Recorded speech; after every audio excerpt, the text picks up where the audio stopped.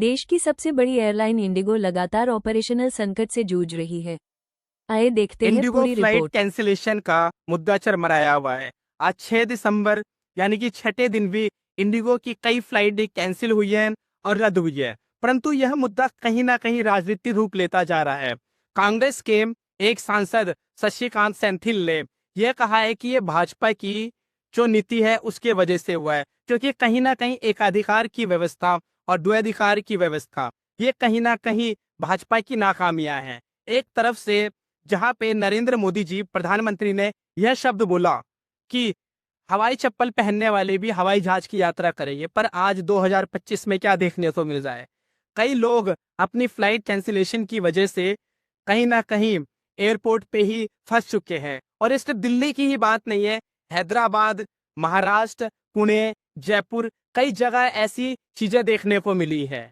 ये कहीं ना कहीं अब उन्होंने शशिकांत सेंथिल ने बोला है कि ये कोई प्राकृतिक घटना नहीं है, ये कोई मानवीय घटना नहीं है, ये भाजपा की नाकामी है जिसके वजह से ये सारी चीजें देखने को मिल रही है। इसी मुद्दे को जब विपक्ष ने लिया तो यह मुद्दा बीते सोमवार को सुप्रीम कोर्ट में भी पहुंच गया। जनहित याचिका में अनुच्छेद 21 का हवाला देते हुए जहां पे व्यक्तिगत स्वतंत्रता और जीवन जीने की स्वतंत्रता की बात होती है, तो इसे मानवीय संकट का रूप बताया गया। उन्होंने बताया कि 5 दिसंबर तक अब तक 1000 से अधिक फ्लाइटें कैंसिल हो चुकी है। इसका मुआवजा कौन देगा? मुआवजे के साथ साथ जो कैंसिल हो रही है और जो रिफंड की बात हो रही है, इस पे क्या बातें होगी? सुप्रीम कोर्ट ने जल्दी इस पे सुनवाई करने को कहा है, पर पिटीशन में इतनी सारी चीजों को देखिए कहीं ना कहीं ये मानवीय संकट है। इसी बीच में अमित शाह जो देश के गृह मंत्री है, उन्होंने उड्डयन केंद्रीय मंत्री से भी इस बात को बोला है। उड्डयन केंद्रीय मंत्री ने एक बात तो बोल दी है कि कोई हमें रोक नहीं सकता, हम समस्या को जैसी ये समस्या संभलेगी उसके बाद इंडिगो पे कार्रवाई जरूर करेंगे और उस पे कहीं ना कहीं मोटा जुर्माना भी लगाई।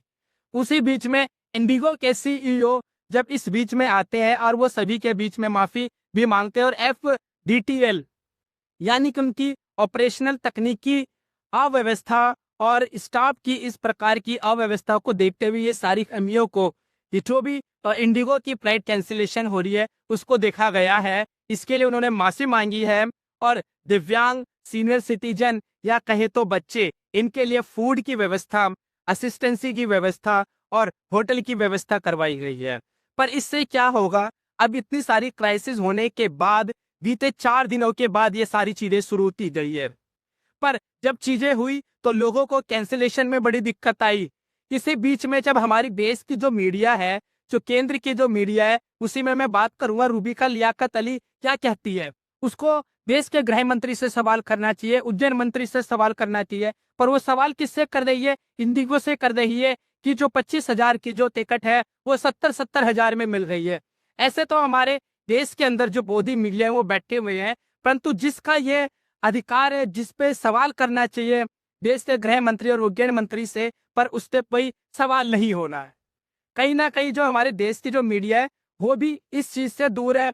आखिर में जो हमारी व्यवस्था है, मानवीय संकट जो अभी आया हुआ है, हमने कई संकट को वैसे सामना किया है। इसी बीच में आज इंडिगो का भी सामना लोग कर रहे हैं, पर अब इसी चीज को देखते हुए FDTL की जो व्यवस्था लाई गई थी इंडिगो के द्वारा, उसको भी अस्थायी तौर पर रख दिया गया है, पर इस पे अभी कोई सुनवाई नहीं की रही।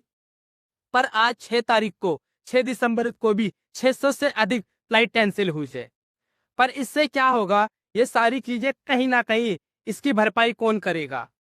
आप इन सारी चीजों पर हमारी जो रिपोर्ट देख रहे हैं, आज हम आए हुए हैं टर्मिनल 1 पे और आपको दिखाएंगे, क्योंकि कहीं ना कहीं अभी डिपार्चर और ऐसी जगह पे भीड़ लगी हुई है। ऐसे पैसेंजर्स देखे जा रहे हैं जिनसे हमने मिलते बात करी, जिनकी 6 बजे की फ्लाइट थी और आज वो कैंसिलेशन की लाइन में है।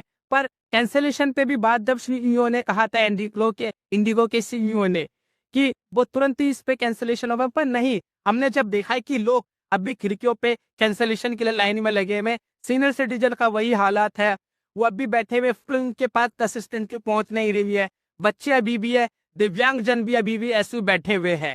इसके लिए जिम्मेदार कौन है? क्या भाजपा की सरकार जिम्मेदार है, या फिर इंडिगो की मैनेजमेंट जिम्मेदार है, या केंद्रीय उड्डयन मंत्री जिम्मेदार है, या अमित शाह जिम्मेदार हैं या हम खुद जिम्मेदार हैं, जिन्हें यह नहीं पता था कि हम किस फ्लाइट की टिकट ले रहे हैं।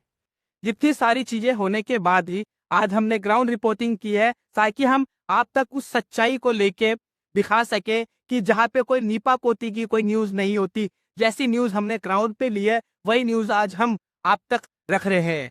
आप हमारे चैनल को सब्सक्राइब जरूर करना, शेयर जरूर करना। जय हिंद।